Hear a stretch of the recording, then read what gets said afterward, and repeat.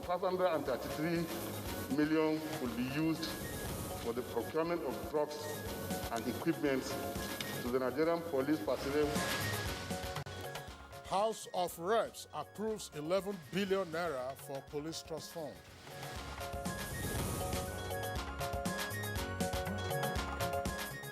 Sultan of Sokoto visits National Hajj Commission of Nigeria, NACON, in Abuja.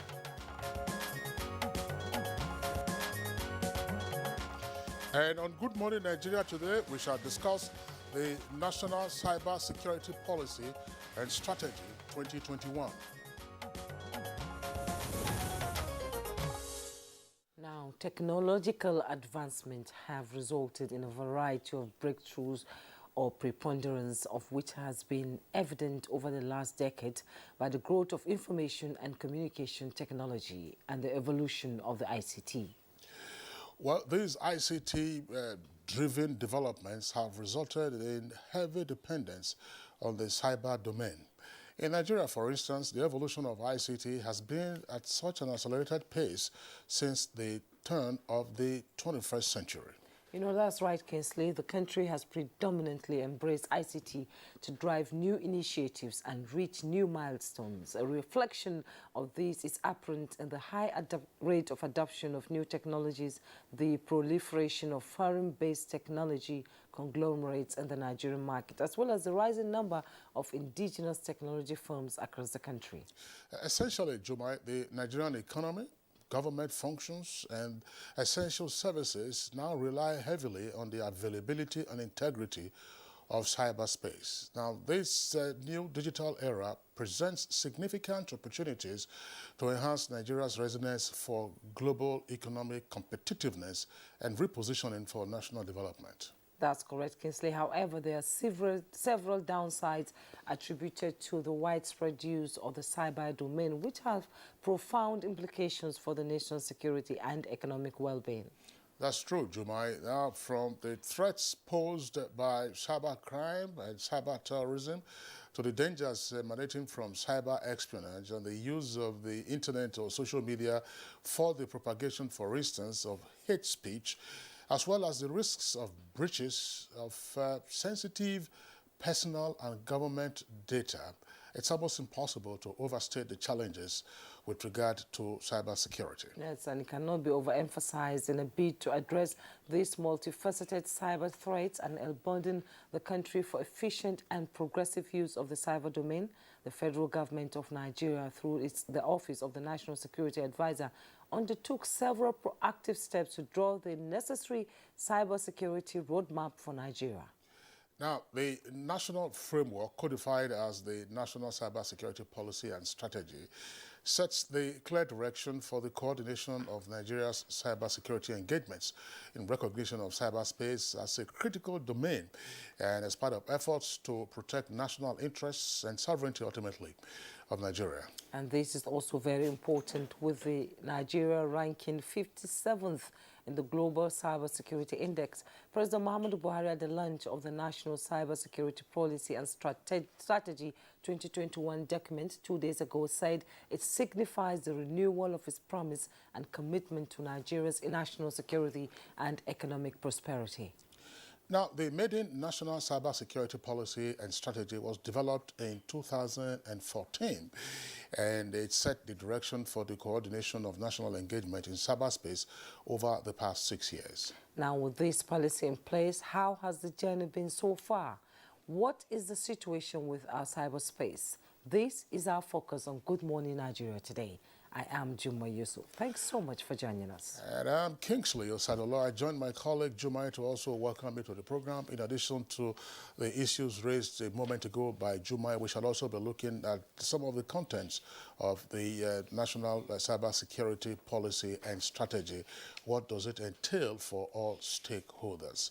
Welcome to Good Morning Nigeria. We're live on the network service of Africa's largest television network, the Nigerian Television Authority. As usual, in the course of the program, we have our complimentary segments, and these include newspaper review, business, and others. For now, we join our colleague Musbah Don Wahab for the highlights of the morning news. Good morning, Musbah. It's a very good morning, Kingsley and Jumai. The news. The Federal Executive Council has approved another tranche of fund over 8 billion naira for the construction and rehabilitation of critical roads infrastructure in the Federal Capital Territory. FCT Minister Mohammed Musa Bello, who announced this while briefing newsmen on the Council's resolution, said over 372 million naira is also to be expended on the purchase of needed equipment for enhanced safety in the city.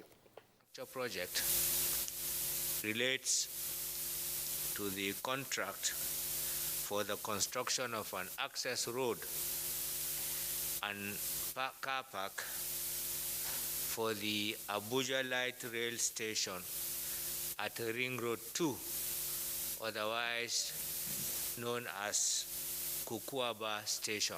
The intention is that by the opening of that road, that railway station will be made functional, and then commuters can use the station either when they visit the national park there or when they want to have access to the Kukuapa district. From the National Assembly, as the House of Representatives says, personnel of the Nigerian police force can be the best in the world when they are well equipped with state-of-the-art crime-fighting tools and provided the necessary training. This prompted express approval of more than 11 billion naira to the Nigeria Police Trust Fund. About 533 million will be used for the procurement of drugs and equipment to the Nigerian police personnel who are the end users, which form part of the core mandate of the Police Trust Fund. Issues ranging from financial strength of people aspiring to go to the Holy Land and their welfare have resonated when the Sultan of Sokoto, Mohammed Saad Abubakar, visited the National Hajj Commission of Nigeria, NACON, in Abuja. Alhamdulillah, so far in the commission here, for the third chairman we are having, we haven't had these serious problems here and there. But all we have to do is to encourage one another. The scheme shall ease Hajj enrollment for Nigerian pilgrims in such a way that even the poorest among Muslims can afford to fulfill a lifetime ambition to perform Hajj through gradual savings. Now, before we take this story, viewers' discretion is advised. 10 persons have died and 60 others sustained various degrees of injury following terror attack on Maiduguri, the Borno State capital, by the Boko Haram insurgents. Governor Babagana Umar Zulum was at University of Maiduguri Teaching Hospital, a specialist hospital, to sympathize with the injured. Our effort of ensuring or bringing lasting peace and stability in the state. The only possible solution is for us to deploy technology and then detect any incoming persons into the town. The Nigeria Center for Disease Control, NCDC, has announced 655 new cases of COVID-19 in Nigeria. The latest figures released bring the total number of confirmed cases to 153,824 infections in the country.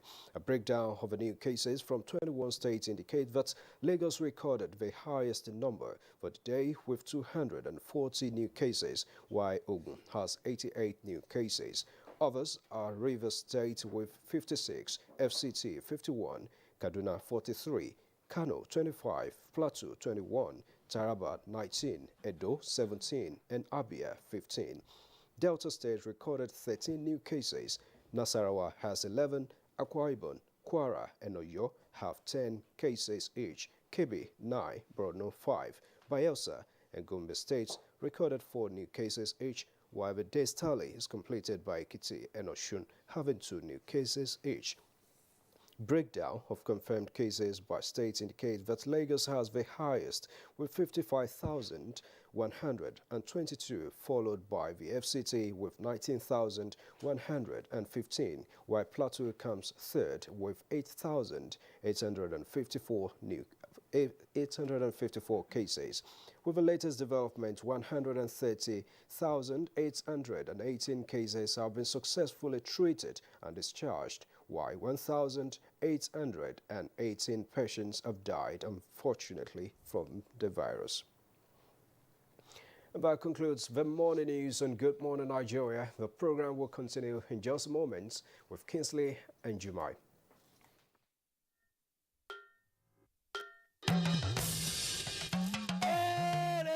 I bring you wonderful news. The village headmaster is coming back to your screen. Mo wire abi mi o wire. Teacher no more. A fellow one country. Teacher no more. A fellow one country. Omoni resiti ne. Ajebo na better school for last gidi. Not be all this on a rugged yes school for Ijabi. I don't know for you. Second, it's called Oja Village. Kadesi. We no happy at all. And I know that even you too, you are getting a lot of orders too. Hey, we are trying, shao. Sweep her leg out. She was standing there. Sweep it. I love you so much. And how did I give you the impression that I was interested in that position? 50-year anniversary. You mean anniversary? I mean, I talk with that now. That not for me. Not for me because of Pamio.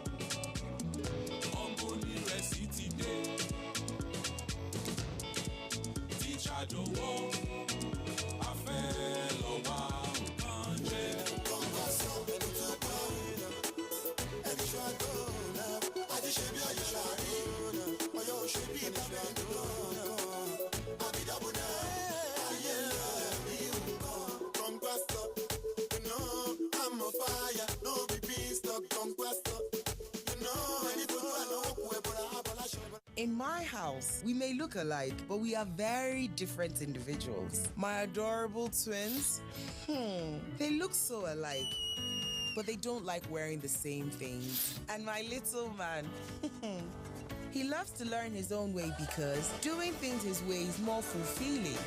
Everybody believes their way is best. That's why Golden Penny Pasta is our favorite meal. It allows me to satisfy everybody just the way they want it. Golden Penny Pasta, made with durum wheat, is tasty, nutritious, a source of protein and fiber.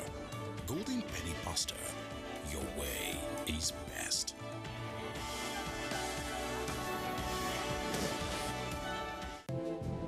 For over 70 years, we've practiced healthy hygiene habits together.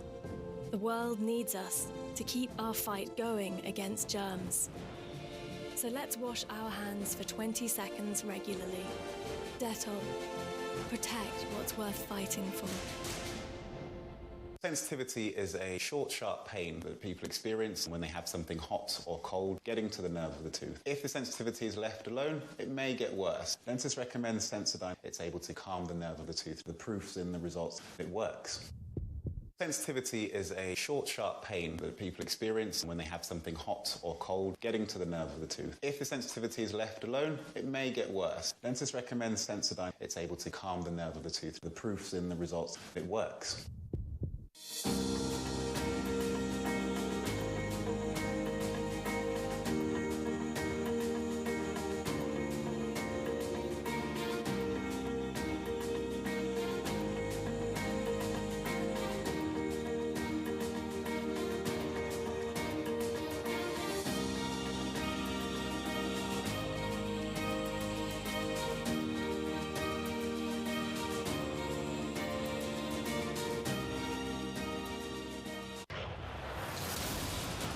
West Brom continue their fight to survive relegation when they welcome Brighton to the Hawthorns. This Saturday, it's West Bromwich Albion versus Brighton and Hove on the Premier League Live, showing on the network service of the NTA from 3:30 p.m. The Premier League Live is brought to you by Axis Bank, Babai Jebu, Lipton, and Close Up in association with Gold.com. Thanks for rejoining us. Cashew exporters laud federal government's initiative to improve its value chain. Let's join Kunle Adeye for details. The federal government recently signed a memorandum of understanding with the United States Department of Agriculture West Africa Pro-Cashew project with the primary objective of boosting the subsector of agriculture. Minister of Agriculture and Rural Development, Sabo Nanono, disclosed that Nigeria earned $500 million from cashew export, while between 300,000 and 500,000 families benefited from this. The Association of Cashew Aggregators and Processors of Nigeria has described federal government's action as a welcome development. I think the only thing left to say, per se, is we thank the Federal Ministry of Agric and Rural Development that this year, that the Federal Ministry of Agric and Natural Resources signed an MOU with the United States Department of Agriculture to develop. That is a good way to go. They, however, called for improvements in the area of access to farmlands. With business news, I'm Kunle Adeyeye. Thank you, Kunle, for that package. Up next is Newspaper Review.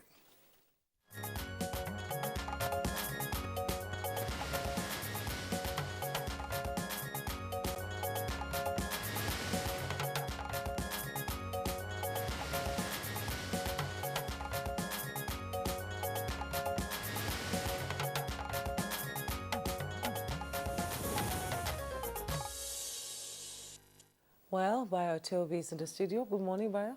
Thank you, Juma. Good morning. How are you today? I'm fine. Good morning, Kinsley. Good Hi, morning, Bayo. Nigeria. Good to see you. Yes. So we're starting with the Daily Trust newspaper this morning, and just below the masthead, we have cattle dealers begin strike today. You find details on page 3. On page 5, gunmen kill 4 policemen in Anambra. Details on page 12. Fulani, not terrorists, coming from the Sultan of Sokoto. You find all that on page 4. The headlines there you see, why Kagara abductees remain in custody 8 days later. With kickers, bandit wants 6 colleagues released. Employ all means to rescue victims, from the former president of Nigeria, IBB military president, and Abdusalami Abubakar. Gunmen kill 18 in 2 Kaduna local government areas.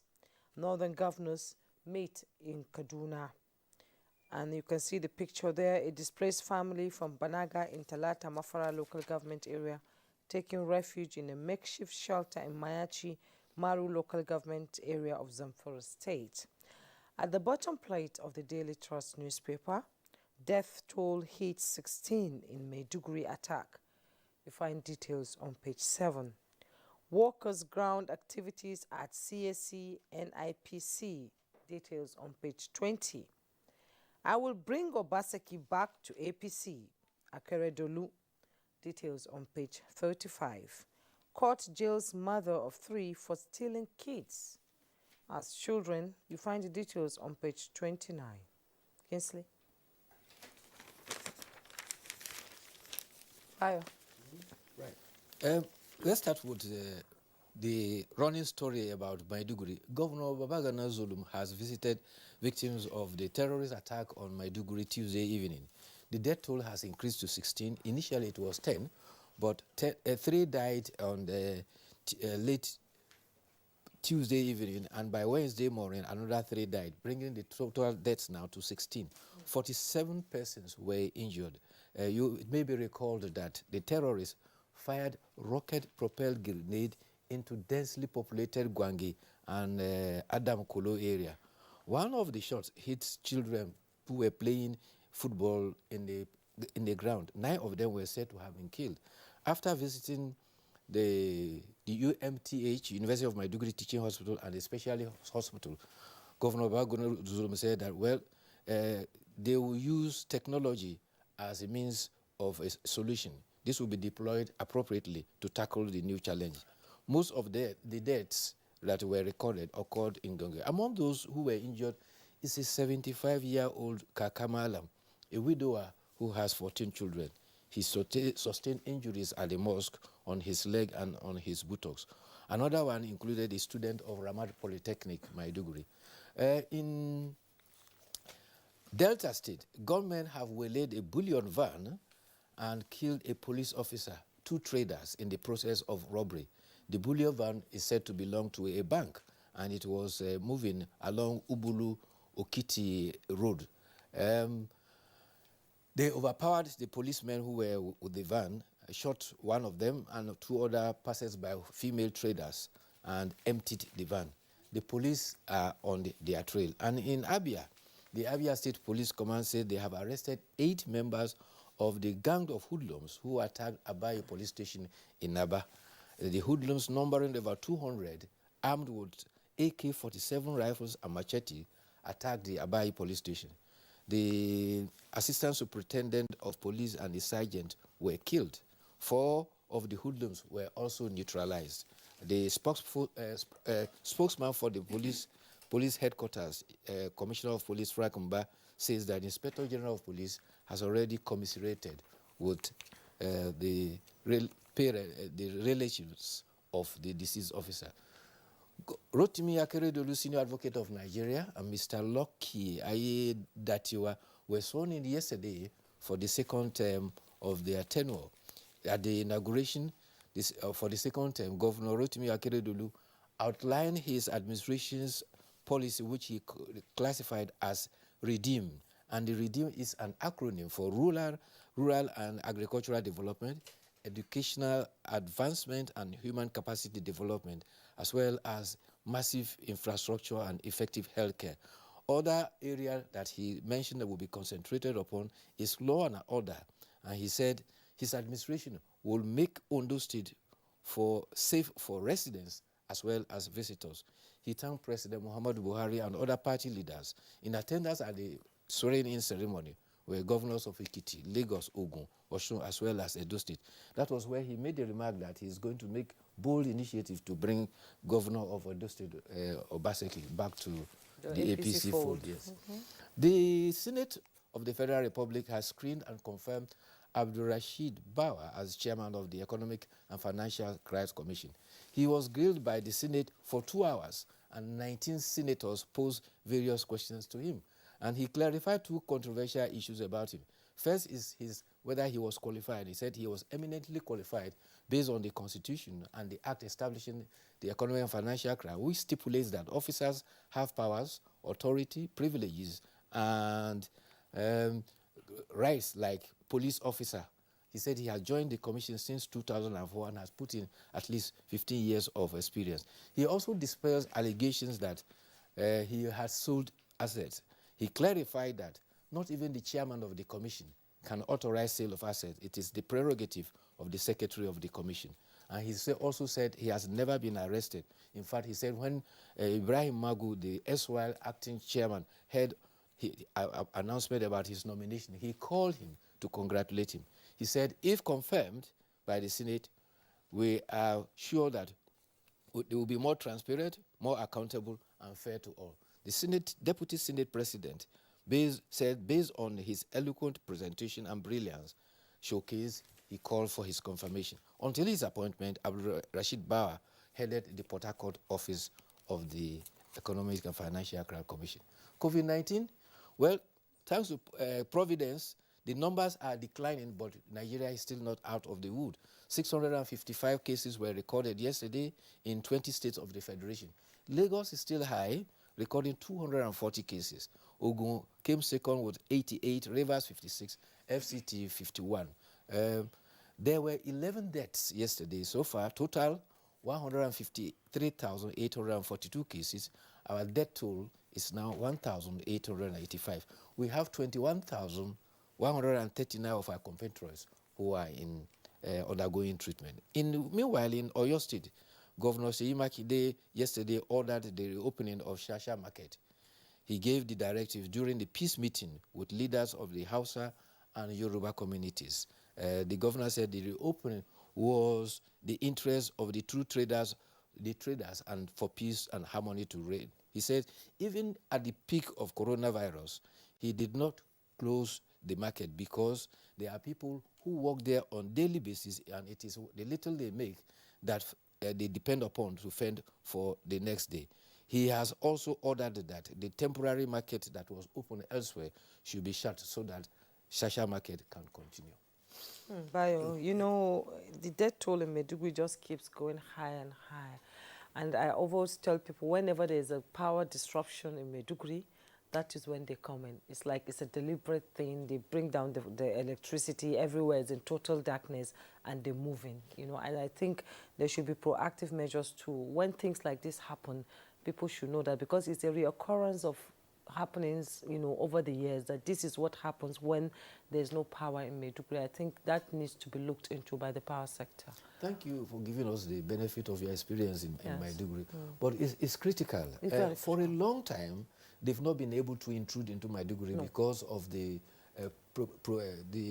safe provision by the military. Yeah. But this time around, because there's pressure on them in the outskirts, they are losing ground, and therefore, to establish their presence, they need to make this kind of forays to show that we are still in action. But worldwide, terrorists are very difficult to defeat. Those of them who evaluated the situation by conventional warfare and said that, look, they were having 17 local governments. Now that they are not holding any local government at all, so they have been technically defeated. It is not like that. No. They are still coming into societies and killing people. Yes. It is very common especially towards Adamawa, scaling over to between Adamawa and Borno, especially in the Chibok area. Yes.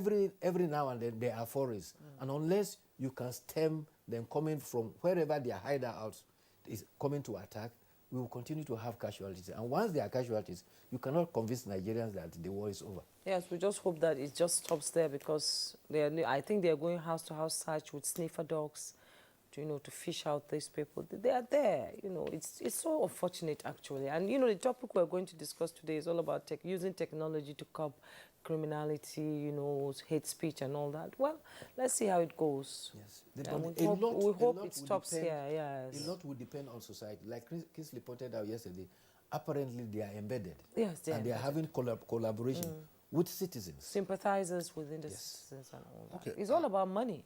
Well, congratulations to the new EFCC chairman. There is a saying that life begins at 40, and he's 40 years old. But I'm sure those who watched the proceedings yesterday would have observed some mannerism of the new EFCC chairman. He was alone at the podium, at the lectern, when he was being grilled by the distinguished senators. But I'm sure you would also have observed that he kept adjusting the microphone. So if it was as if somebody else who was taller or shorter had come to the mic, then you will understand why he would adjust it. I lost count of the number of times that, you know, he was adjusting the... Yes, he was a bit nervous. It's not easy to I wouldn't know whether he was nervous, but probably it's a mannerism which he will have to unlearn. Yeah. You know, as I said, life begins at 40. There is never an end to learning. So each time you saw him adjusting the microphone. So those of us who are in the business, who are used to microphones, you just know what to do. I mean, if it was a handheld mic, it would be otherwise. But as we said, congratulations to him, and we expect the very best. Well, I think, like you might say, it's a mannerism. You remember Peter Enahoro on Network News? When he's reading news, Mike Enahoro. When he's reading news, you see him hopping up like so everybody does have their mannerism. I won't tell you what you are. Like I go with, you know, like when I'm reading the news, I go like this. I would also tell you what yours is. The viewers know that. Mine is my pen. You know, when I'm reading the news, I go like this. You know, that's right. It's so cautious. Yeah, we're all human beings. I mean, the thing is to try to conceal it as much as possible, so it doesn't become an issue. But of course, he has some years ahead of him. So you have other headlines on the front page of the Punch. Government agencies failed to remit 1 trillion naira, says Fiscal Responsibility Commission. That's page 17. Nigeria loses 151.78 billion naira crude oil monthly, says NNPC. So you're making that kind of loss and nothing apparently is being done about it. We keep hearing about all these losses. At some point, we were told that, no, Nigeria couldn't be losing this much because there are metering ways, there are oversight functions undertaken usually by the DPR. So, but why are we reporting it? How can we be losing 151 billion naira of crude oil every month? So once the crude oil runs out, what will we be losing? Or what? All right, Bauer Defense graft allegation gets Senate confirmation as EFCC chair. That headline, we've already discussed that. I'm afraid Malami won't let Bauer succeed. Sage Senior Advocate of Nigeria. I'm sure they will sort that one out subsequently. CAC says protests illegal as NLC grounds operations. And lopsided appointments affecting Nigeria's unity. That's according to Pentecostal Fellowship of Nigeria. Metu recounts demonic prison experience, says he will serve God. That's on page 12, and we're in the Lenten season. So, Bauchi releases 32 million naira to vaccinate 800,000 cows. Maiduguri explosion survivors recount close shave with death. Court frees Kano woman arraigned for killing house help. Bandits raid Kaduna local governments, kill 19, and NAF hits gunmen. Well, the running story still... Bayo, actually, we're running out of time. That's all for today. Thank you so much for coming. All right. We'll take a break now. When we return, our conversation will begin. The counsel of our fathers.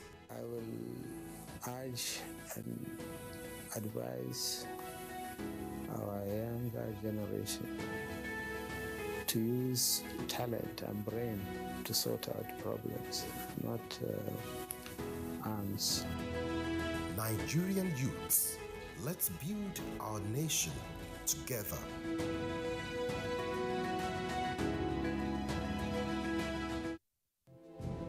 For over 70 years, we've practiced healthy hygiene habits together.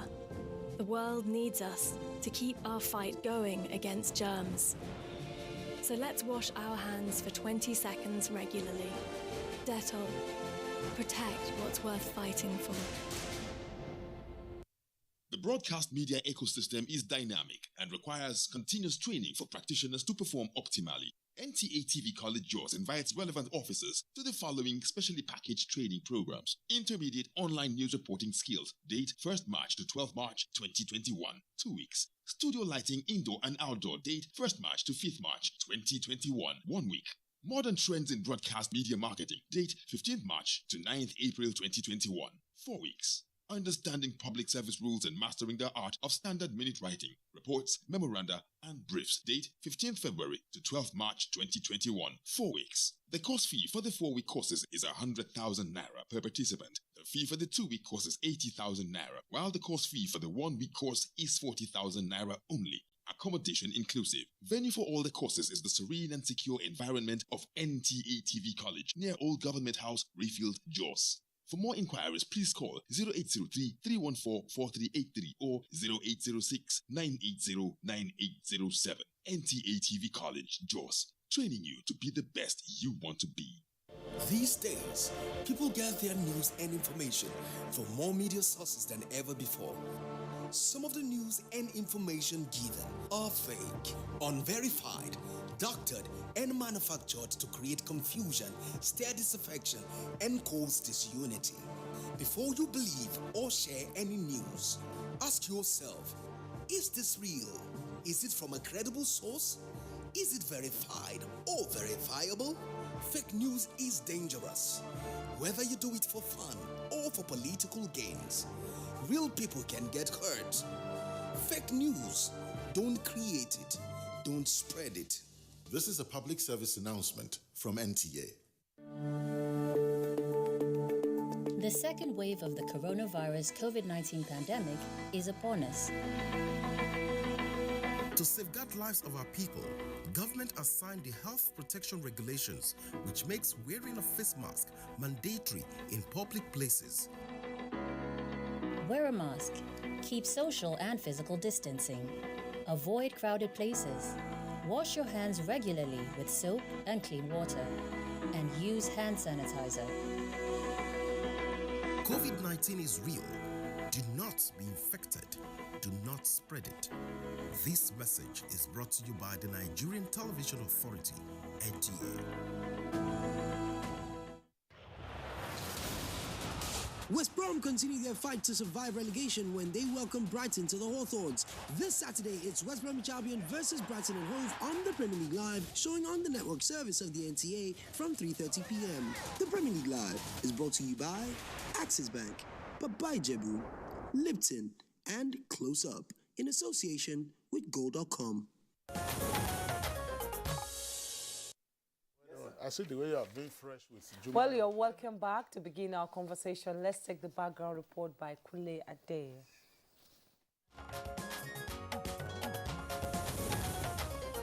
When talking about ICT compliance, which is also being digitally connected, Nigeria is one of the leading nations in Africa and occupies 57th position in the Global Cybersecurity Index. It has also been established that a larger chunk of Nigeria's population of 200 million people is active on the internet. The outbreak of COVID-19, advent of 5G technology, and climate change have had significant impact on cybersecurity. From national to continental and global level, active internet users are continually on the rise. Some of the spillovers like cybercrime, cyberterrorism, online child abuse, online gender exploitation, pandemic-induced cyber threats, election interference, and other cyber threats are now of concern to Nigeria.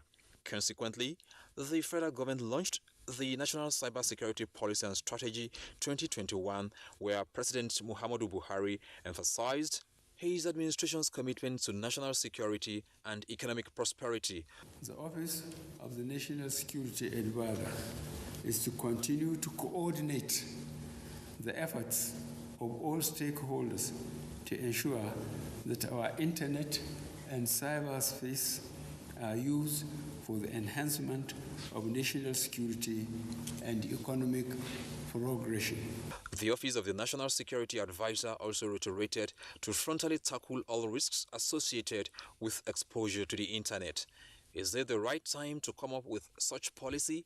Will it equally prevent unscrupulous elements from using the cyberspace to perpetrate their activities? Guests are waiting on Good Morning Nigeria to give more insight.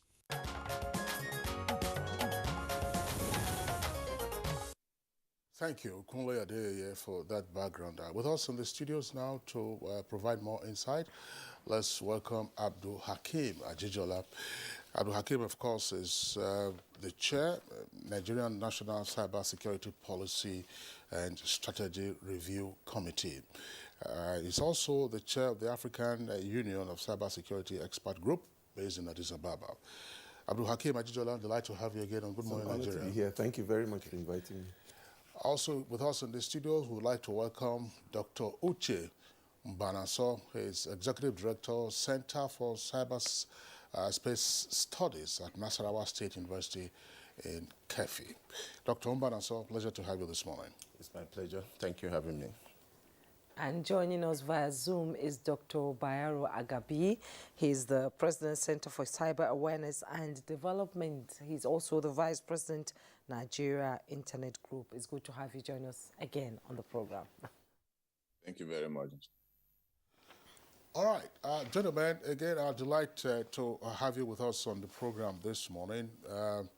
Some persons will say this is a fairly technical area, but we are all users of cyberspace, as it were, today, and our life isn't the same any longer since ICT took over the global stage. But why have or even review a cyber security policy and strategy? Abdul Hakim. Well, a couple of reasons. First of all, as you know, this is a very fast-moving and evolving sector. And the 2015 policy and strategy, which actually was drafted in 2014 but was approved in, I think, March 2015, gave itself a 5-year lifespan, which is actually in line with global good practice. And so, and similarly to this document has a 5-year lifespan. And the whole idea is that within that period, it is expected that new issues will arise. And certainly we have seen not just new issues, but new levels of people using the technology. So, again, the question is, Dr. Mbanaso, why have a policy, why have a strategy? Thank you. I think, first of all, let me appreciate Mr. President and the National Security Advisor for the speedy response to this cybersecurity policy and strategy. It is very, very timely. So coming back to your question, The essence of cybersecurity policy and strategy is to have a document, a comprehensive document, as a live document you can work with, as a part of planning, as a part of a strategy, as a part of way to improve safe and secure cyberspace. You all know that if you don't articulate your points, it will be ad hoc. So cybersecurity policy and strategy is a very, very vital document that can help the country to provide an enabling environment for safe and secure cyberspace. Okay, thank you so much. Let's now join Dr. Bayero Agabi from on our Zoom. And you've had the questions casely posed to our two guests in the studio. Let's have your view and opening statement on the new cybersecurity policy and strategy 2021. Yeah, thank you for the opportunity, and I'd like to say good morning to my bosses there in the studio. We've worked together on several committees regarding cybersecurity and cybersecurity issues. For this, when I heard of it and I went looking for it, and I saw that it was the right thing and the right time for Nigeria, at least for the first time, we're taking a holistic look on how to harmonize cyber issues in Nigeria so that we can have what is called cyber peace and cyber harmony. What do I mean by that? We have a country now that everyone can go on the cyberspace and become irresponsible. Because I have always said that anything that is unlawful, anything that is unlawful, outside the cyberspace should be lawful, should be unlawful on the cyberspace. So if you can off the cyberspace, not insult anyone, you should do that, on the cyberspace. And then I took a look at the policy and some of the key things that I saw, like the issue of the critical national infrastructure. That one is long overdue, and now is be done. And I see the one of it rests on 8 pillars, and one of them is also strengthening, cyber governance. And then I also saw the one of on international collaboration, because cybersecurity is not a one-man game. It's not a one-country game. So you have to collaborate and to see how you can secure your own digital platform, especially as Nigeria, all sectors, are going digital. We have to go with this kind of policy. And it's a good one for me. Okay, thank you, Dr. Bayero Agabi. We'll return to you in the course of the conversation. Back to Abdul Hakim Ajijola. What are the main pillars of the policy and strategy? As Bayero had said, there are 8 of them. So in summary, basically you're looking at a governance pillar, how we will manage our responses, but I use responses in quote because actually it's about being proactive, not just reactive. We also need to, as Bayero had correctly said, things relating to critical national information infrastructure. We have to be able to identify them. Then once you have identified, what do you do to make sure that there's some level of protection? Then we have a pillar that deals with issues related to incident management. When something goes wrong, what do we do? Then, of course, we have some legal and regulatory issues. That's another pillar. And then we have a special pillar on basically defense.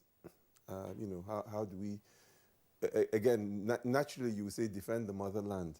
But the issue is that in cyberspace, while the user perceives it as borderless, as a nation, those who defend us actually are limited by our jurisdiction. So you can't go, for example, to a neighboring country and interrogate a system there without permission from those who have jurisdiction in the neighboring country. Then we also have a pillar that addresses issues related to economy. Now, of course, we say digital economy, but the truth of the matter is that it's just economy. It's just an extension of our economy. Then we have issues relating to assurance, the monitoring and evaluation, because I think this is one of the challenges we often have. We don't engage in sufficient M&E monitoring and evaluation to determine how well we are doing to benchmark ourselves. And then, as Bairo had correctly said, the issues of cooperation. And so we are looking at global cooperation. Of course, we are looking at regional and continental, but also cooperation among ourselves. So that's another pillar. And then we try to, not really as a pillar, but as one of those general cross-cutting issues, funding and sustainability. The funding issues are that, and again, this goes back to what Bairo has said, government can't do it alone. So how do we bring in, for example, the private sector, bearing in mind that the private sector actually owns much of the infrastructure that's, cyberspace sits on? How do we bring in academia? How do we bring in our researchers? And maybe some funding. There are different funding sources. And of course, even at the international level, what are the funding availabilities? Okay, the maiden edition of the National Cybersecurity Policy and Strategy was in 2014. And 15, yes, 20 years. And in the past 6 years, tell us about the successes that was recorded during that period that in a way paved the way for this new policy that came into place. Well, I think among the things that I would point out are that there are certain key institutional structures that have been put in place. Within the Office of the National Security Advisor, you have an institution called NGCERT. And basically that is Nigeria Computer Emergency Response Team. And that is the coordination center for all cybersecurity activities within the jurisdiction of Nigeria, bearing in mind, for example, embassies abroad as part of our jurisdiction. Then within the National Information Technology Development Agency, you also have a unit called the Computer Emergency Readiness and Response Team. We've also seen capacities across various sectors where we now have chief information security officers. For example, Central Bank will have, NIMSI has, I believe every single bank in Nigeria. So many public and private sector institutions actually have now put in those structures with designated people. And possibly the most important success, I would say, is that we've now got some academic institutions. For example, FUT Mina is now awarding degrees in cybersecurity. I believe Dr. Mbanaso, the Center for Cybersecurity Studies in Nasarawa State University, are also offering similar qualifications, I think at a slightly higher level, but I leave you to talk about that. But we are also seeing other universities. I think Akure also is offering degrees in these things. So all of this is part of the mix. And so what the 2015 document has done is that I believe it's given us a foundational framework. And again, I must thank those who developed it then, because we are standing on their shoulders. Okay, Abdul Hakim, thank you very much. Dr. Mbana, so maybe you take that aspect of the question that Abdul Hakim was talking about to say, what do you offer at Nasarawa State University? Do you offer higher degrees in cybersecurity? That's one. But principally, what I would like you to address will be just one of the pillars, because there are 8 of them. What are the issues in cyber governance that you and I and ordinary citizens should be aware of as part of our cybersecurity architecture? Okay, thank you. Let me start from the last question before I go to the what the Center for Cyberspace Study is doing in terms of building capacity and the pipeline of workforce. Don't advertise, otherwise our auditors will bill you. I will start billing now. Sorry for the interruption. Yeah, Yes. First and foremost, governance and coordination is a key element of cybersecurity. you need to establish a well-robust structure of how activities in cybersecurity should be handled. And so the governance, for instance, with this new policy, we have the National Cybersecurity Coordination Center as an improvement over 2014-15, which is a very novel approach. And with that, we see a very tremendous improvement in the way we manage cybersecurity in Nigeria. So why governance is very, very important is the structure, and be able to define the responsibilities, be able to define roles, know who is handling what. And so that coordination is very, very vital. Like my friend and Oracle of Cybersecurity just said, the private sector owns large part of the infrastructure, and how they play their role in managing cybersecurity is very, very vital. Cybersecurity cannot be taken the way we manage national security in the physical world, because if what you don't own, you can't control. And so the role of private sector is very, very primary in cybersecurity ecosystem, and that emphasis should be there. How do we actually make sure they are doing what they're supposed to do? Because cybersecurity is a responsibility, and it's a shared responsibility. And so even you as an ordinary user has a responsibility. And so the norm is to be able to protect that that you are trusted to.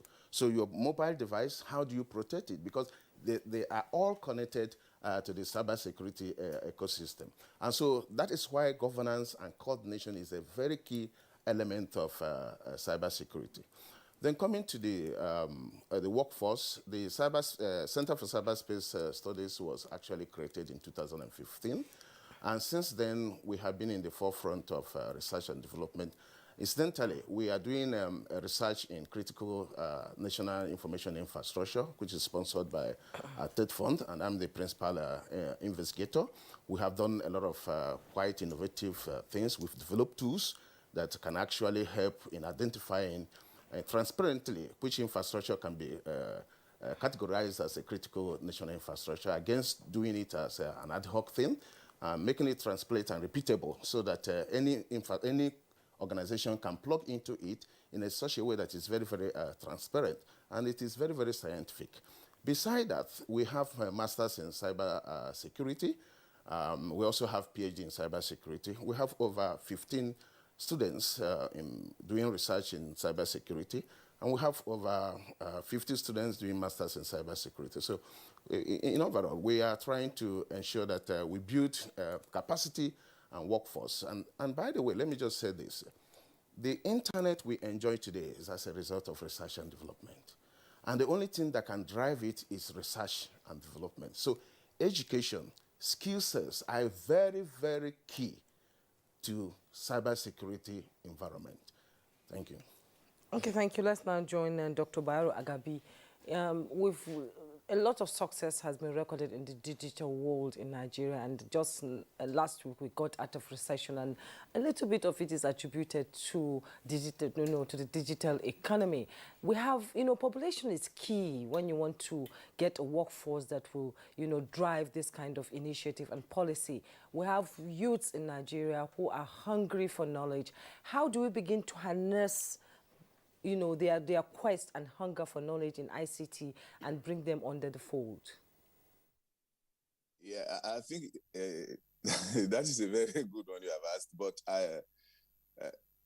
first, NIDA is already doing something in that regard with the NIDA Academy. I think as at the last count, over 2,000 or more, already captured youth, or already captured in that space. But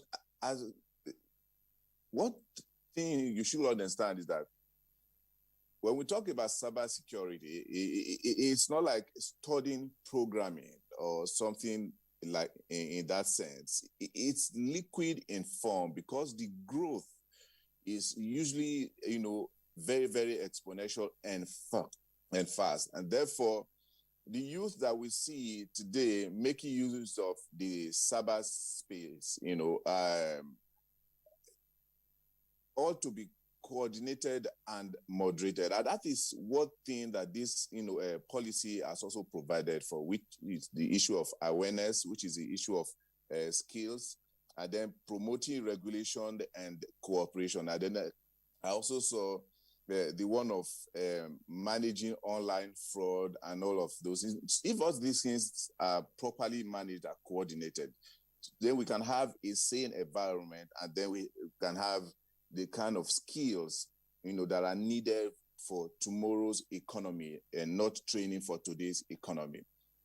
That said, we have a situation where I hinted of, from someone who said this document or this policy is a way of coming through the back door with the social media regulation bill or whatever the case may be. But the way I see this is, very, very far from that, because there is no country that does, that is not trying to have a sane environment or a sane cyberspace. For instance, the United Kingdom is doing it through Ofcom, that is just a broadcast regulator. And then even in Germany, up to about $54 billion, dollar is for fine, to the network providers, if they do not delete any harmful content online, by any internet or content creators. And we also saw something, relating to that by France and what they call the church. Christchurch Core. In Australia too is doing something like that. So I think what we are doing right now, if it is well done, and then the central coordinating body, is put in place, as I see it provided for between now and in the next 6 months, we should have that kind of a thing in Nigeria. So it will take care of most of the issues we are afraid of or talking about here. But to round off on this particular issue, the next challenge, the next game, is not going to be how popular you are or how physically strong you are. We are seeing that the next war, whether economic war or physical war, is going to be on the cyberspace. We are going to see robots that will do the jobs of human beings. But that means is that the critical infrastructure that we need, if we do not strengthen them, a young man or woman can wake up one day in anger and shut down the planes, or shut down, our, the lighting system and all of those things, and even medical, So we see the development of so many sectors like the artificial intelligence, robotics and all that. So this, for me, I'm really excited about this, because these are some of the issues we'll be talking about at different fora, even with the bigger boss you have in the studio there. So I think for me, the next one is implementation. I beg government to implement this to the letter so that we can have a saner cyber security or cyber environment. Thank you. Dr. Bayero, we'll come back to you. Just before we get into aspects of implementation, although the question I'm about to ask is also related to it. In the fiscal world, Abdul Hakim, we hear that security is everybody's business. In cyberspace, is cybersecurity also everybody's business? And if so, how? Well, it is everybody's business. And it is everybody's business to the extent that you have control of what we call the endpoints. And the endpoints are like your handset. So how secure you keep it, how, what kind of cyber hygiene you practice, to make sure that it doesn't become a tool of bad actors. Because what is cyber hygiene? Let's let our viewers know that. Again, basically it means ensuring that you have good passwords, ensuring that you regularly update the system, regularly update the apps you are using, and regularly update, if possible, if you are using tools like antivirus. And the whole idea is that it's similar to human hygiene. If you do not keep good hygiene and you get some kind of infectious disease, obviously you will impact other people. That becomes like corona. Yeah. Well, corona is not necessarily a hygiene issue. No, it's not infectious. That's what I'm saying. Yes, but if you don't put masks, don't wash your hands, don't it's wash hygiene. your hands. This is it. So it's an analogy. It's analogous. Yes. You wanted to react? Yes, I wanted to say something adding to what he has said. More importantly, is how we give applications permission. Every application mobile app is very invasive. They are all trying to collect data from us. And we know that data is the new currency. Data is everything. The cyberspace itself is a world of data. And so how we grant permissions to applications that we use. Remember, most of the applications are free, but there's no free lunch even in Freetown. So every application that you download that is sort of free has something they're taking from the background. And so always ensure that you download applications that you really need. Turn off by default everything that is not supposed to be used by that app. Most of the app will require access to your contact. You just have to check, does this app require my contact? You turn it off. Most app will require your camera. Does this particular app require my camera to give me service? You turn it off.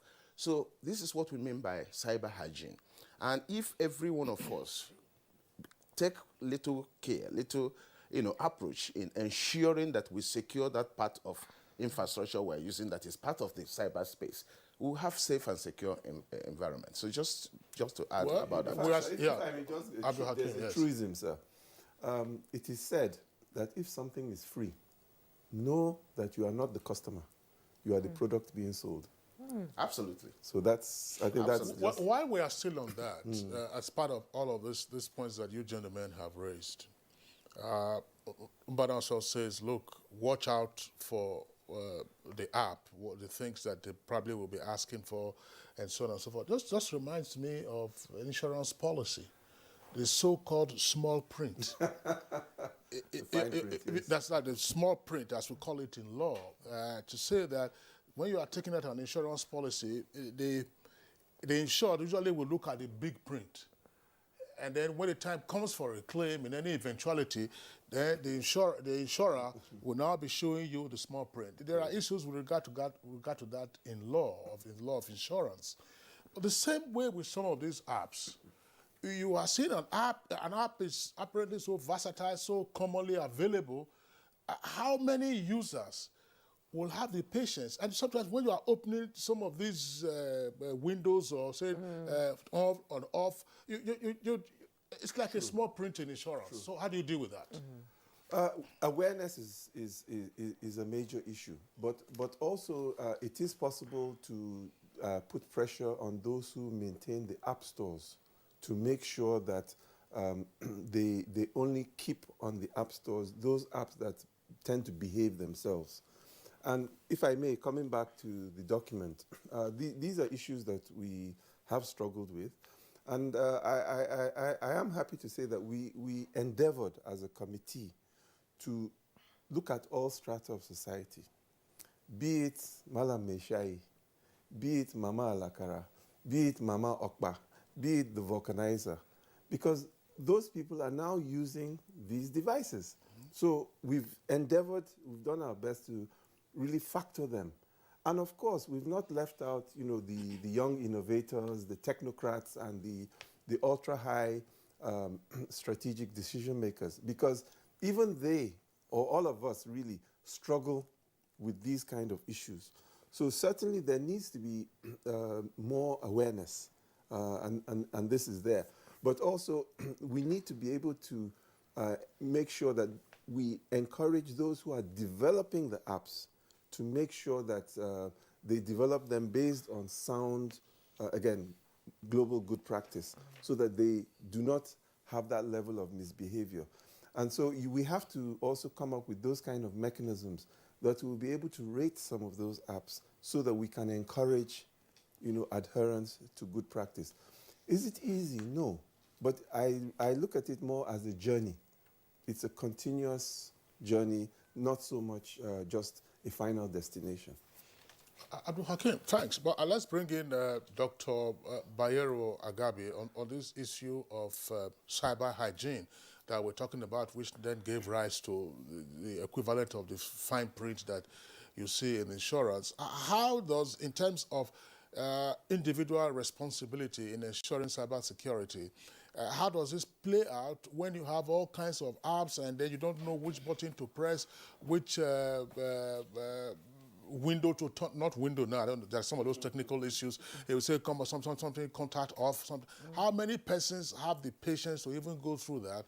And so on and so forth. Some will say allow, don't allow, deny, and so on and so forth. Seriously and truly, what you are saying is a serious issue. But I see it this way. It's an accountability between the providers of the platform and the users of the platform. This is where, government will have to ensure that what I refer to as cyber responsibility is preached at all levels. So that you cannot, curtail how people, put things, online, and the kind of things they should put offline. So when people are responsible and they know that the kind of things they put online is their responsibility, and the end game, comes back to them. But to checkmate all of this kind of a thing is what government really should just do, and it's pretty simple, is to have an ecosystem or a system in place where the providers of the platform are held accountable for the irresponsibility of the kind of harmful content they put or they carry on their platform.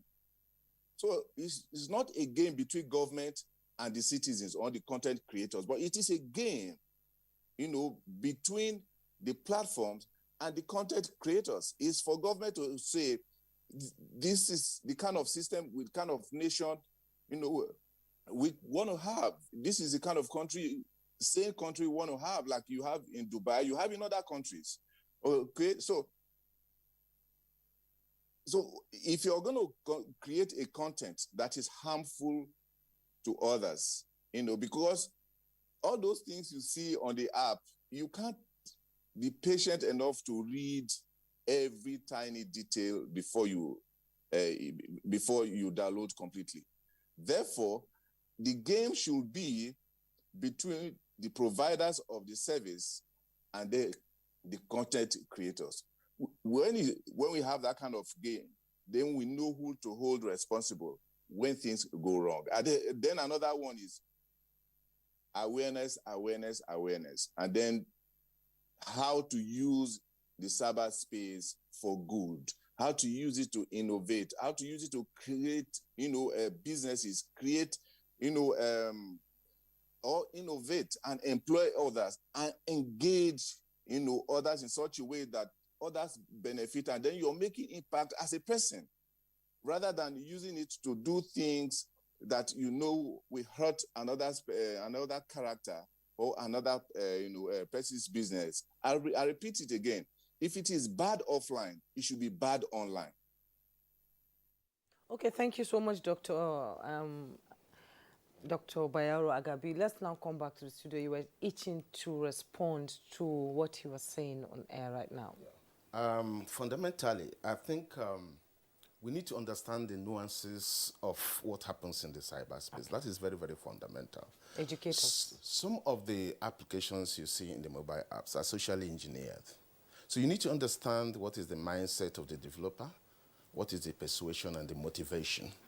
So some are done by default to invade our privacy. And they do in such a way that are very enticing for you to actually download that application. They try to solve a problem for you, and in that trying to solve that problem, behind the scene, what we call at the back end, they have their motive, their persuasion. And so driving the point home is what we call developing the cyber culture. The cyber culture, in the essence that we need to slow down. The end user must take responsibility. No matter how the government waged the war, no matter how the Play Store people hate what war, there are several ways. Remember, these things are just codes. And there are several ways to still hide how we invade privacy of people. And so the most important thing from national perspective is also where research and development comes in. Monitoring and evaluation. At a national level, there should be like several centers of excellence designated to doing certain things. Like when we come to this area, a center of excellence will be actually trying to ensure that advise citizens, the implications of several applications. And so they will do like what NAFDAC is doing, okay? Monitoring all the apps that come, trying to find the security issues associated with these apps, the vulnerabilities, and the kind of invasive nature of the applications. And with that, they can advise the citizens what to do. And then you plug into creating awareness. You cannot create awareness in a vacuum. And this is the emphasis that research and development is key to any activity you are talking about in the cyberspace. Any nation that neglects research and development neglects it to their peril. Dr. Mbanaso, thanks. Abdul Hakim. Yes, sir. Well, in passing, Dr. Mbanaso was saying that we might need, let's say, the equivalent of a NAFDAC. I was just going to ask it this way. Does the policy and strategy document 2021 envisage, for instance, an Inspector General of Cyberspace Nigeria? And if so, what would be the role of such a czar? Actually, what the policy envisaged is an institutional mechanism. And that mechanism is called the National Cybersecurity Coordination Center. And so possibly whoever heads it would be, in effect, the czar that you speak of. And I think I want to build on the example he gave that, you need those like a NAFDAC. And so those would be the kind of things that the center itself could do. Now, one would argue that probably it would be better for the center to be able to devolve some of these things, because we also have to have some balance between too much concentration of power in one institution. And so the center actually is more empowered to coordinate and facilitate the rise of those kind of institutions. So the institutions are envisaged. The question is whether it is better to have the institution within the National Cybersecurity Coordination Center, or to make sure that the Cybersecurity Coordination Center, the NCCC, we call it, actually make sure that that entity comes to pass. Whichever way, there will be something to solve the problem, or to address the problem. Okay, I'm still staying with you. In the policy, there's so much emphasis on exploring the internet for economic growth, opportunities, enhancement of knowledge, and to mitigate crime. We just heard on the news the no state governor saying that they need to use technology, to fight terrorism in the Northeast. Will we be seeing a more proactive approach to doing that? Definitely. And let me be very specific, because I think we need to also accentuate the positive. The Africa cybersecurity market is envisaged to hit between 2023 and 2025 $4.5 billion. And so as a nation, we have to ask ourselves, what piece of that action are we going to get? What jobs can we create just from the African market? We'll try and go global, but let's take care of our backyard first. What jobs can we create? What wealth can we generate? And indeed, as a byproduct, and I emphasize as a byproduct, what taxes can government expect? And so it is not people like Dr. Mbanaso and I necessarily that will be taking advantage of that, but people who are much, much younger than us. And one of the beauties of this technology and the opportunities, especially in cybersecurity, is that you don't actually need necessarily to go out to the office every morning. So if you are a girl child from a relatively culturally conservative environment, you can actually work from home. Yeah. You see? So there are many, many opportunities that we are trying to unleash. And it is how best, to go with that. Now, back to the issues of using technology to counter terrorism, for example. There is no reason in my mind why Nigerians cannot develop those technologies so that we solve our own problems, whether it is terrorism, whether it is banking and finance, whether it is even how to educate the girl child or other disadvantaged groups. I mean, cybersecurity, I think, is one of the key tools that our society can use to address these issues. So I think we must also try and move away simply from the defensive mindset to the opportunity mindset. Abdul Hakim. Yes, now, Dr. Mbana, so this question is going to you, but I want to remind that Abdul Hakim of a point that he made on Good Morning Nigeria some years ago. Coming to haunt me. No, not haunt you. I mean, it's actually to illustrate the significance of the last point he made, which I would like you to speak on. The government of Switzerland was developing some system, and after it had developed it, it now invited hackers, potential hackers, to challenge the integrity of that particular system. Absolutely. And whoever was going to succeed in doing that had some tens of thousands of dollars as an incentive. And they went ahead to say, look, this is what we're going to do. Now, when we're talking about cyber security, who should be the lead persons? I mean, if you are going to war, you and I cannot now be foot soldiers. Let's face it. I mean, our age disqualifies us. Absolutely. And we have many young persons who are out there, bright and sharp. Some of them, of course, have misdirected their talents, to other areas.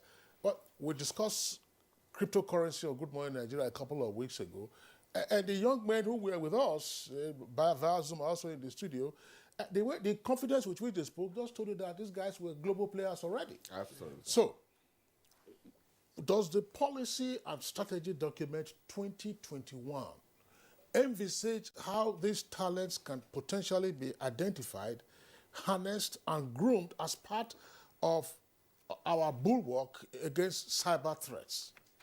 Thank you. This is a very important question. I think to a certain extent, the cyber policy and the strategy actually identified some of these issues. Let me just say, for example, one of the things the policy identified in the weakness and vulnerabilities in the Nigeria ecosystem is capacity building. We have shortage of human capacity. And with our population? With our population. And I'm going to come to that. And then over-dependency in foreign ICT. Now, like my very good friend and brother said, we have the competence and a lot of Nigerians to develop everything we need in this country, even the ones that can go to moon or sky or any planet. That is the truth about it. But that leadership is very, very key. That's where the governance and coordination comes in. Everything we are doing as a nation must be deliberate, must have an articulated endpoint, rather than just doing it in ad hoc way, like walking in isolation. So that aspect of governance, that aspect of coordination is very, very important in cybersecurity. And as we have echoed many times, cybersecurity is a shared responsibility.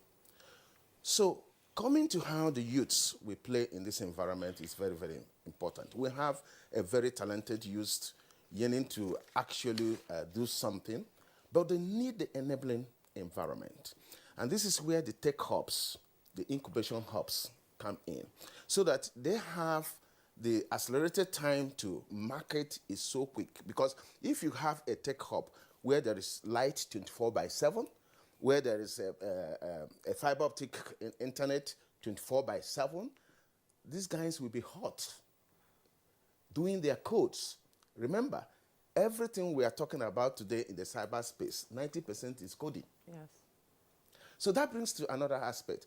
How do we start getting our people? In some climes, they have started teaching people code from primary school. So how do we change our curriculum to be ensure that from primary school, okay, from secondary school, we start teaching them how to code, okay?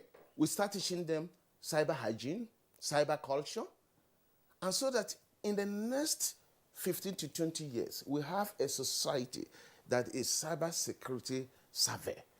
And then we'll have a safe and secure environment to thrive, to use the benefits of what the cyberspace provides. So we need to start building the future from today, and not in ad hoc way. It must be deliberate effort and a targeted effort that has some endpoints. So what we need to do is how to be able to tackle the insecurity that is in the cyberspace using our talented Nigerians, creating the technologies that are needed for instance, as a country with almost 200 and something million, we don't have people that produce antivirus. All antivirus we produce in this, we use in this country are all imported. And that takes you to another issue. Every technology you import from a foreign country, there is a potentiality of invasion of your country. And so when we say that a country can be taken down by a click of a button, how would that happen? Because countries are building the capacity and the capability actually to be able to invade countries at a click of a button. And they're building that capability through the antivirus you buy, through the mobile app you download in your mobile phone. So that at a click of a button, your mobile phone will become a weapon to even fight your country. So trying to localize and domesticate this technology is very, very important. And we have to start using our creative use, our innovative use, deliberately and coordinated, and having an endpoint what we want to achieve. So it should be something that have an actionable implementation plan, as opposed to just doing things ad hocly. Just another point before we finish. When we talk about like research in this area, we're just, every institution in Nigeria is just doing it ad hocly. There is actually no focal point. What are we interested in? Like I just said, software is very, very key. How are we ensuring? Does the policy point in this direction to say, fine, rather than the ad hoc approach, we will now have a more coordinated thing. There will be funding for research. We will source for funding to incentivize research, to incentivize those who actually develop a roadmap or a pathway for enhanced cybersecurity. Do we have that in the policy? To certain extent, there is some provisions in the policy, but just like Dr. Gabi said, going forward is how we implement this policy and strategy. All right. Abdul Hakim. It's all about implementation here now. It is about implementation, and you raised a critical word, defense. And actually, Pillar 5 is actually about cyber defense. And very specifically, I'm sure you'll be happy to know that at least within the umbrella of the military, under the Defense Headquarters, you have the Defense Space Administration. And that fundamentally addresses outer space and also cyberspace. So in terms of institutional mechanisms, they are being put in place. And, also we know within the military, we have a cyber command. So again, back to touch on what Dr. Mbanasoa said, it's not about being ad hoc. First of all, you have to put in some of these institutional mechanisms. That, I'm happy to say, is being done.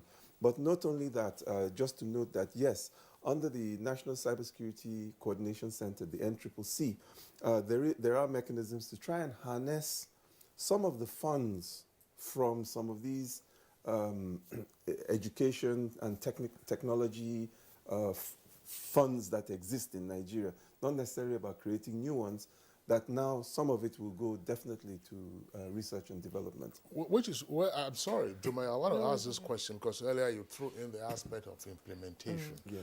From what you guests are saying, yourself, Abdul Hakim, Bananso, and Bayero, there's clearly, for success of a policy document such as this, the need for interministerial and even inter-arm linkages. Correct. How much of that do we find in this policy document? How, for instance, will the Ministry of Education be drawn in so that we can start having early cyber education in our curriculum, whether extracurricular or otherwise? And then how, for instance, will you draw in the state governments, the local governments? How, for instance, if you're going to pursue the legal aspect, the legislative aspect, are the lawmakers already been positioned first for their own education before they begin to make laws or even perform oversight functions? Quick answer is yes. No. Just give us an elaborate answer. No, no, but the quick answer is yes. And for example, the NCCC, National Cybersecurity Coordination Center, that name was very purposefully selected because it's about coordination, okay? So that the different sectors still have to manage their own sector. But you need a point of contact so that you are able to build synergies. So it's not about, for example, trying to take away power from the Ministry of Education. No, not only do you have your power, we want to be able to assist you by facilitating your links with, for example, Ministry of Science and Tech. So it's actually about building the synergies. It's about that, and the key word, like I said, is coordination. Because I think many of us have to appreciate that what we are really looking towards is the survivability of the nation. I think people like Bayero have said it very eloquently that at the end of the day, cyber is here whether we like it or not. It's a wave. And so how we survive as a nation depends on how we manage it. That to me is how important it is. But it's not about trying to create a new empire. It's really about how best do we coordinate. Okay, Abdul Hakim Ajibola, thank you so much for it. Well, before we go to Dr. Bayero Agabi, we would like to take a break. When we return, the conversation will continue.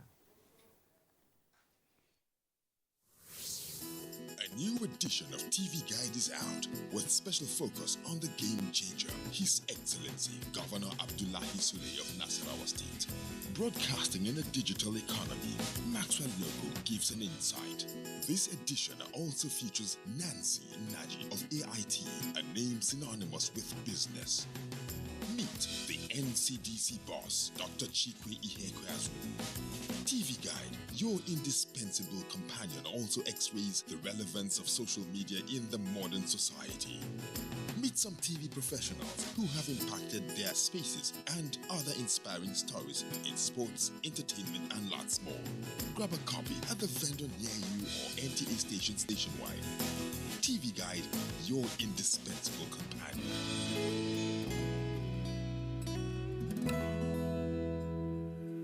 Nigerian youths are about the greatest assets the country has at the moment. It is therefore not surprising that the administration of President Muhammadu Buhari is strategically responding to the yearnings of the youth through multiple projects and programs. Youth entrepreneurship support, yes, by Bank of Industry, the Youth Investment Fund by the CBN, and several other conditional cash transfer programs. Recruitment of 774,000 social workers, majority of whom are youths, and so many other projects that are beneficial to youths directly or indirectly.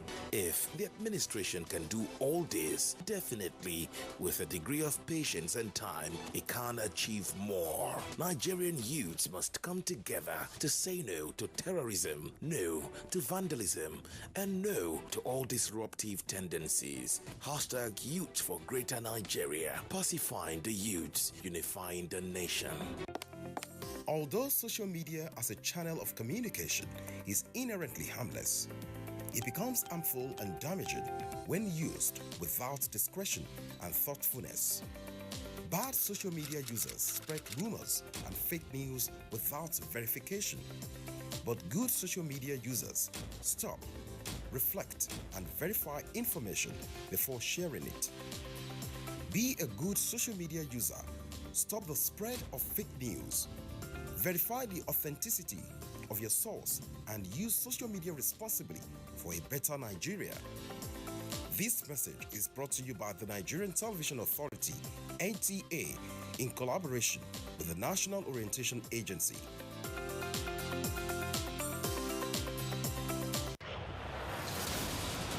West Brom continue their fight to survive relegation when they welcome Brighton to the Hawthorns.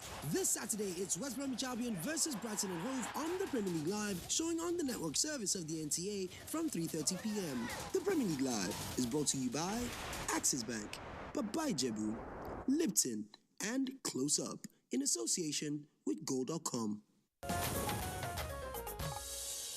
You're welcome back, and this is still Good Morning Nigeria, and we are live in Abuja.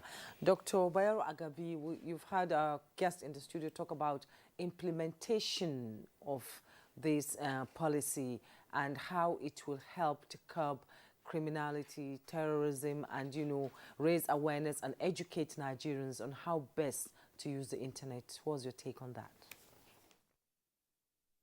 Yeah, I don't think there's a one-way best method for doing that. But I like to touch on what Dr. Banaso, spoke on, because for me it was very, very key. We have to own. When I mean we, I mean Nigeria has to own its cyberspace. But as it is today, does Nigeria have, its own cyberspace? If she does, can Nigeria control or manage its own cyberspace? Because what you don't own, you can't control. What you can't control, you can't effectively manage. Like Dr. Mbanaso just, pointed out, we should not push aside the things that he raised. Most of the OEMs, we have in this country are foreign. And how does cyber attack between nations or nations to nation happen? It is through these OEMs. Okay. So if it's your defense, and then what you have there is HP, Dell, and all of those things are not made with Nigerian spec in mind. And we used to have, the kind of Nigeria OEMs. All of those are dead right now. Okay, so if the software we are talking about, if you need antivirus to fire up the firewalls that you may have, where is the antivirus coming from? Who built the antivirus? So if you do not have such things in place, I don't think, how do you? It's like you don't have a foundation and you are putting a roof. So we really need to take a look at this, because the skills we are talking about it's not just the skills on how to run on the cyberspace, how to create more apps, how to use the apps, so that you can make money or things like that. But at the bedrock of it all are these critical infrastructures. And these critical infrastructures must be that Nigeria, is part of those, engineering. That is why he kept talking about, research and development. Research and development will bring about what we can call the Nigeria spec for the OEMs. The phones that we use, there's what we call convergence now. The phones that we use carries camera, it carries the multimedia set and all of those things. Who created those things? The phones that we use also listen to us. Whether you turn it off or you turn it on, the phone, listens to us. So everything that is created, whether a computer or a phone, has an IMEI and all of those things. If it is software, it has an answer that, can preview to everything that you do. And now we have TVs that are smart, so you put it in your home and through the TV, anyone can listen to what you discuss or do in your home. So most of these things are not created in Nigeria or with Nigeria in mind. So we have to also take a look at those things. The Nigeria kind of, OEM should be brought to bear so that we can have the Nigeria cyberspace that we can manage. To have access to the internet in Nigeria, you can do that through various methods, not just, through SAT1 or GLO1. There are so many ways you can get, have access to the internet in Nigeria. So I think we should take a look at this very critical, issue as we set up the National Coordination Point or Center for Cybersecurity. Then the issue of skills that you talked about. Seriously, there's what we call the cybersecurity economy. Mr. Adijora, alluded to that. There's a lot to be made in terms of money, in terms of, developing our economy, because from the skills that you can create, both for men and women. If you take a look at the research that came out very recently, the women fell so sure that even in Africa, you hardly can have up to 5% of women, working in that space. That is the cybersecurity space. It's not just to create fear, but it's also an economy to benefit from this cybersecurity space. All right. Thank you very much, Dr. Bayero Agabi. Our viewers have been hearing you say OEMs. OEM stands for Original Equipment Manufacturer.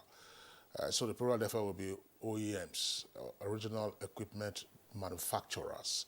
Thank you very much for your perspective. Jumai, we have a number of tweets that have come in. Let's take those tweets and then return to our guests. Yes. Let's begin with Festus Akimboyewa. He says the National Cybersecurity Policy and Strategy will help tackle cybercrime, cyber espionage, cyber conflict, cyber terrorism, and child online abuse.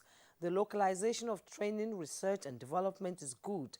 We need to get our best young minds into cybersecurity for the policy to succeed. Dele Jack Solomon, we commend and support the federal government's effort in the overhaul of the national strategy on cyber security, urging more emphasis on exploring the internet for economic growth opportunities, enhancement of knowledge, and mitigation of crime. This is the sure way in redeeming our national image, and by extension, promoting economic growth before the eyes of the international community. And Mike Kanyako tweets, the national cybersecurity policy is sacrosanct this time around in view of various cybercrimes by unscrupulous individuals. This will greatly protect institutions like CBN, commercial banks, government vital documents, our embassies, etc. The relevant agencies must be on top of their responsibilities to preventing fraud in this regard. Cyber fraud has great potentials in wrecking any economy. The need to fight and preventing it cannot be overstated. There must be a serious reprimand for would-be offenders of these wicked, devilish acts. Chris Simeon, Nigerians are expecting the national cybersecurity policy as an enabler that will provide a platform for the private sector to harness their potentials for the purpose of national development and to tackle corrupt practices in both the private and public sectors. Leo Fadaka, with increase in cyber terrorism, Nigeria must update the national cybersecurity policy and strategy in line with global standards, best practice to firewall all leakages, especially in areas of classified, official, confidential security documents. Greg Kuje, national cybersecurity strategy needs fine-tuning to redeem the nation's image and for fighting corruption through e-governance. The military should also embrace the use of drone technology in fighting insurgents. And Leo Alpha C, a laudable and timely policy in view of astronomical rise in cybercrime, but implementation of the strategies and legal imperatives for the protection of financial institutions is key to realizing the benefits. Utulo Sunday, internet should be an avenue to explore economic advancement. Unfortunately, the case isn't quite so today due to some unscrupulous activities. So security policy is a welcome development if properly harnessed. And Martin says national cybersecurity policy is a welcome initiative. However, it should not be used for witch hunt. It should be targeted at boosting economic growth, eliminating economic saboteurs, and disengage cyber criminals. Social media is not the problem. Check the backers. Mutana Farouk, cybersecurity needs to be prioritized in this era of technology where the global business activities are conducted online. The national cybersecurity policy should be extended to institutions of learning whereby cybersecurity will be taught in schools. One of our guests also emphasized that. Yes, and Titus Mondenok, a very good and laudable policy, but just like with other policies, Nigerians would be waiting to see how it would be articulated meritoriously to serve its purpose. There is no time to be security conscious about our cyberspace than now, as most criminality are perpetuated using it. Now, Motala Olarinwaju, ungoverned spaces in cyberspace or cybersecurity have led to some human rights abuses, that's to say by way of privacy breach. NITDA should embrace proactive measures of monitoring data and content of the providers. And Usman Banakuntu tweets, while those that have taken cybercrimes as source of livelihood, they should now have a rethink to venture into legal businesses to allow cyberspace hygiene, or else the law would deal with them decisively. A word is enough for the wise. Ali Ahmed, if we do not secure our cyberspace, we could face something worse than Boko Haram in the cyber ecosystem. And Steve Bond 007, the cyber law exists, but the judicious implementation without the infringement on human rights is what remains. Suleiman Babagana, this is a vital move aimed at sanitizing the cyberspace, especially the sectors of banking, communication, homeland security, etc., which have become the order of the day and which, if not regulated, could affect our national security and economic prosperity. All right, those are the tweets that we can take at the moment, quite a number of them. We want to come back to our guests. Now, this has not been cynical, but our national experience has been such that part of the problem that we face to transit from a well-articulated document on which you have spent a great deal of resources, human and material, into the implementation phase and thereby getting the desired result. So we have always the practical challenges of implementation. I was trying to draw attention to one of these earlier to say, look, interministerial, intergovernmental, and inter-arm linkages. How well are these ones spelled out? Now, when you listen to the totality of the views that you have expressed in this so short a time that we've been on this conversation, there are all kinds of issues arising. You need to work with more than one ministry, for instance. You need to, when the Ministry of Education is there, Ministry of Finance, probably also the central bank. We were talking about funding. You're talking about tech hubs. You're talking about providing the enabling environment. I mean, central bank, of course, is funding anchor borrowers program and all kinds of things in agriculture. Does the central bank at the moment have the orientation that, look, this is a potential growth area for maintaining cyber security and therefore what we need to invest? Or is the central bank going to be a late entrant into this field, by which time the cyber policy and strategy document for 2021 will be several years old, awaiting a review, and then, of course, before the central bank comes in, we would have lost some time, if not suffered some harm, assuming we're not careful. How are these disparate arms of government and entities being brought in? I know, Ajibola, you talked about a coordinating center. A coordinating center can only be a coordinating center without powers to give instructions to other MDAs that are virtually independent. Okay. First and foremost, let me add a complexity. It is actually more about inter-society linkages. It's not just about government, different levels. It's much, much more than that. So that is what we had to consider. Now, there are three key pillars to, well, four, let me say, but three plus one, if I may put it like that, pillars to addressing the implementation challenges, which are real. You have people, process, technology.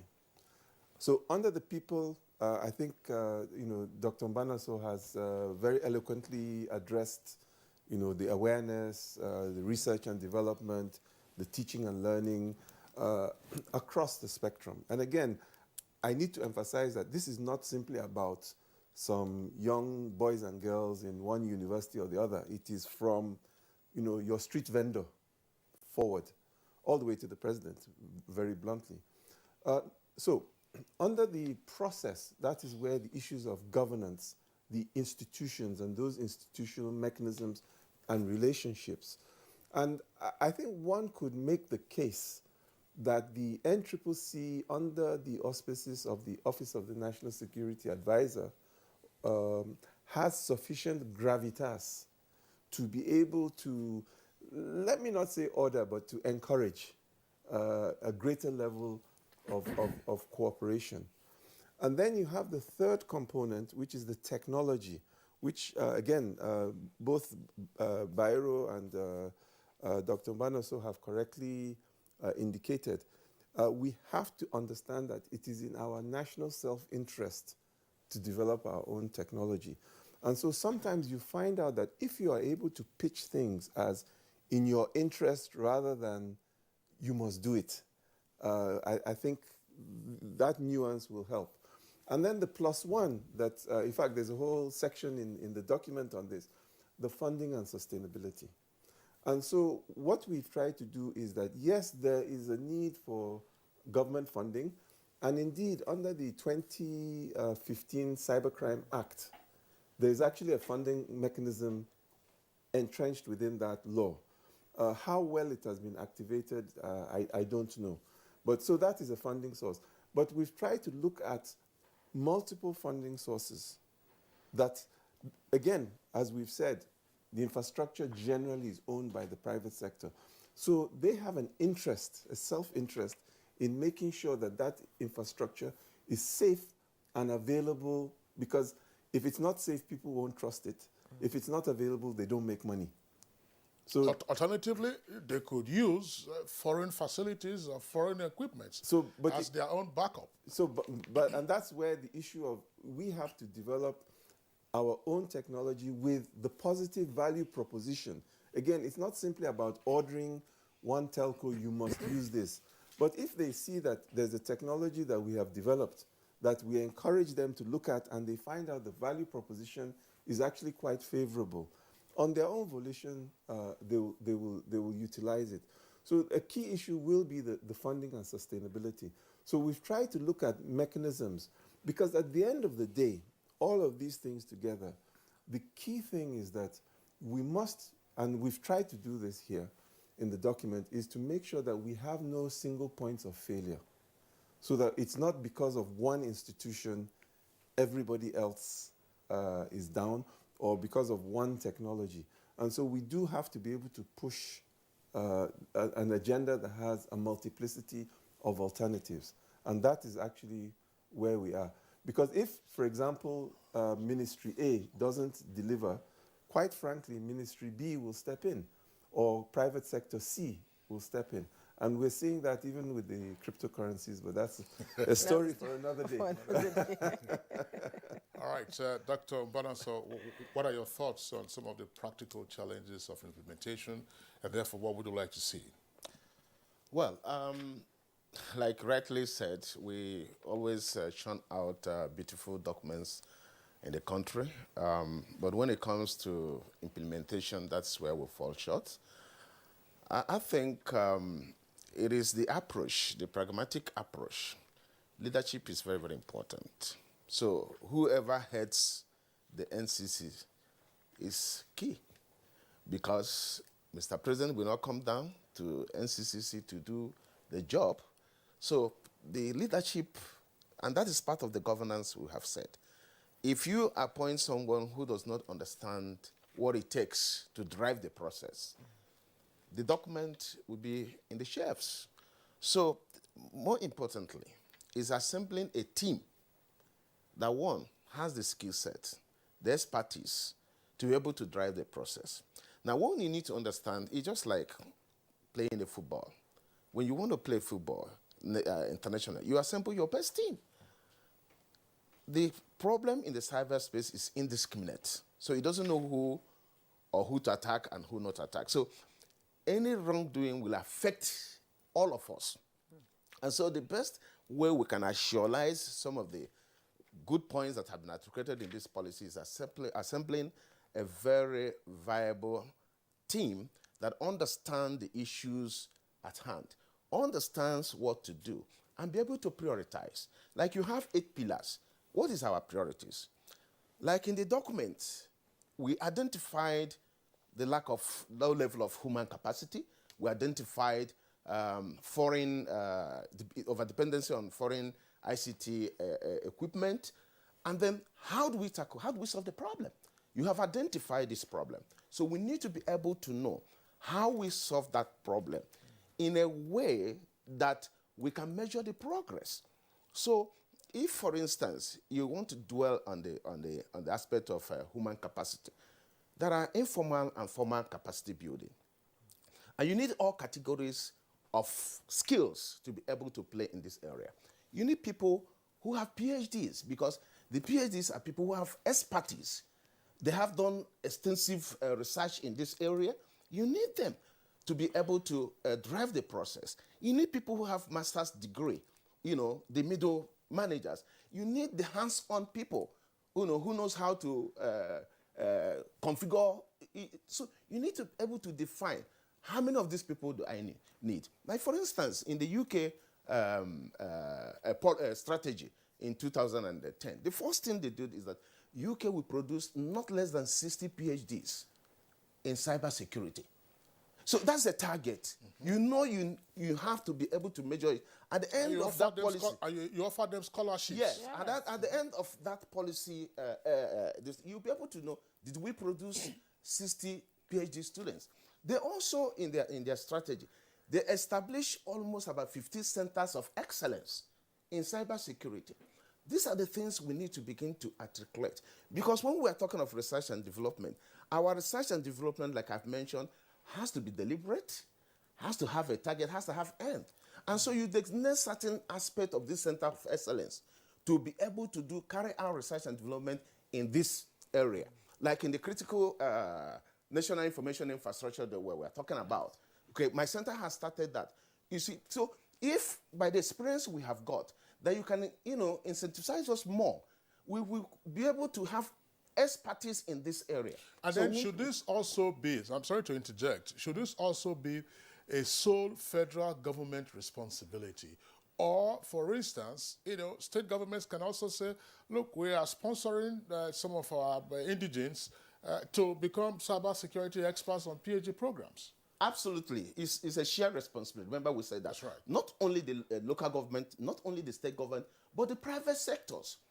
The private sectors right now are not playing their role. If the private sector comes in... NTA, ECHO, how many people are they sponsoring? Just hang on a second, we're getting pressed. If the private sector plays their role, they may then also get tax incentives. Absolutely. That's how it's done in other clients. Okay, Dr. Uche, thank you. Let's now go to Dr. Bayero Agabi for his closing comment. It's not all about rolling these policies. It's about implementation and funding and acquiring skills to maintain it. Briefly, let's have your closing comments. So, just on a closing remark, like others have said, implementation is very key. Leadership is very, very key. And please let us understand what we are talking about. Let's bring it down to people on the street and every other person in Nigeria to understand. What we are talking about is about the management of data in such a way that there is peace and harmony within the cyberspace. What it also means is that if it is not properly managed, my health care data can be given to another person as a diagnosis, and that can lead to death. What that also means is that if we do not have the proper equipment manufactured or Nigerians be part of it. Our defense system, if we buy them from China or things like that, China still have a right to manage or moderate how those things will work when the need arises. What that also means is that the issue of creating a digital Nigeria may just become a mirage if we do not protect the digital space the way it should be. So this is my thinking. So I thank you for the opportunity. Dr. Bayero Agabi, thank you so much for your closing remark. You wanted to say something, Abdul Karim? A couple of things. First of all, a small complaint, if I may say. Our committee is more gender sensitive than your guests' composition today. We had several ladies and a couple of younger people, which I can say is not really reflected in your guest list for today. We decided to bring the lead members of the committee. No, but they were leading, trust me. A couple of things. This document has factored the underserved, the unserved, and even the unborn, because they will have to live with the consequence of it. Anybody that's interested in downloading it, please go to http://cert.gov.ng. It's available free. Download it, read it, and please use it and implement it. Thank you. All right. On that note, we'd like to appreciate Abdul Hakim Ajijola, the chairman, Nigerian National Cybersecurity Policy and Strategy Review Committee. He's also chair of the African Union Cybersecurity Expert Group based in Addis Ababa. Always a delight having you on Thank you very much, sir. We also would like to thank Dr. Uche Mbanaso, Executive Director, Center for Cyberspace Studies at Nasarawa State University in Kefi. Thank you very much for being around. Thank you, it's my pleasure. We're joined via Zoom by Dr. Bayero Agabi, President, Center for Cyber Awareness and Development, and Vice President, Nigeria Internet Group. Dr. Agabi, we're going to get in touch with you to find out why your connection to us was seamless. No distortion, no interruption. Sometimes we have failures with our guests so that our engineers could also take from that. Okay, Jumai, so that does it for us today on Good Morning Nigeria. We appreciate your being with us. We are back tomorrow same time, 7 in the morning. Stay safe and be well. I'm Kingsley Osadolo. And I am Jumai Yusuf. Enjoy the rest of the day.